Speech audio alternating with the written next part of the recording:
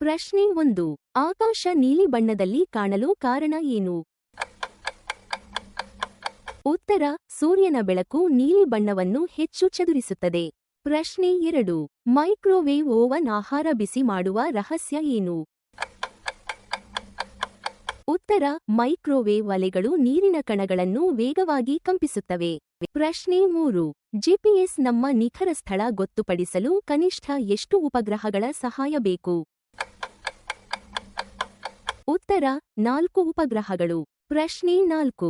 Mobile touch screen ಬೆರಳನ್ನು ಹೇಗೆ ಗುರುತಿಸುತ್ತದೆ? ಉತ್ತರ: ಬೆರಳಿನ ವಿದ್ಯುತಾವೇಶ ಗ್ರಹಿಸುತ್ತದೆ. ಪ್ರಶ್ನೆ 5. ವೈಫೈ ಯಾವ ತರಂಗಗಳ ಮೂಲಕ ಡೇಟಾ ಕಳಿಸುತ್ತದೆ?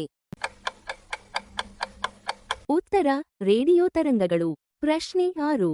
ಮಂಜುಗಡ್ಡೆ ನೀರಿನ ಮೇಲೆ ತೇಲಲು ಕಾರಣ ಏನು? ಉತ್ತರ: ಹೆಪ್ಪುಗಟ್ಟಿದಾಗ ಹಿಗ್ಗುವುದರಿಂದ ಸಾಂದ್ರತೆ ಕಡಿಮೆ. ಪ್ರಶ್ನೆ 7.